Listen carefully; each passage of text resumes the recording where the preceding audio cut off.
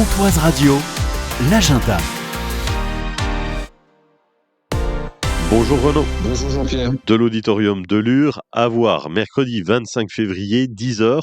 C'est du cirque dansé, ça se déroulera à l'Espace Cotin. Attention, c'est la fabuleuse histoire de Bazarcus. Alors un spectacle à partir de 3 ans, fait par un duo circassien, donc un acrobate et un jongleur. Et la fabuleuse histoire de Bazarcus parle de peur et de séparation et de la façon dont ça peut être surmonté. C'est un duo entre danse, jonglage et acrobatie, puisqu'on fait vraiment toute son originalité et sa richesse. Alors Bazarcus, c'est une sorte de créature un peu hybride, un étrange animal qui a 4 bras, 4 jambes, 2 têtes et 2 cœurs. Voilà, rien que ça. Donc c'est un être unique qui, à un moment donné, en fait, au cours du spectacle, prend conscience de son caractère dual et se trouve assez de courage, en fait, pour tenter la séparation et puis en explorer les limites.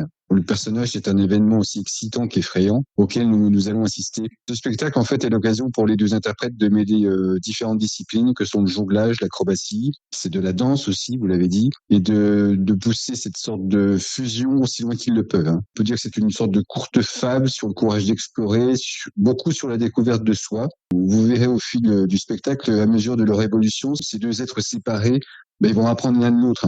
La fabuleuse histoire de Bazarcus, ça raconte in fine l'histoire de tout être humain qui grandit. Et c'est vraiment un spectacle très, très original que nous proposons à l'Espace Cotin. Donc l'Espace Cotin, je le rappelle, c'est une salle qui jouxte le Centre culturel François Mitterrand et l'auditorium de Lure. C'est juste à côté. C'est à découvrir ce mercredi, 10h à l'Espace Cotin, tarif de 5 à 7 euros.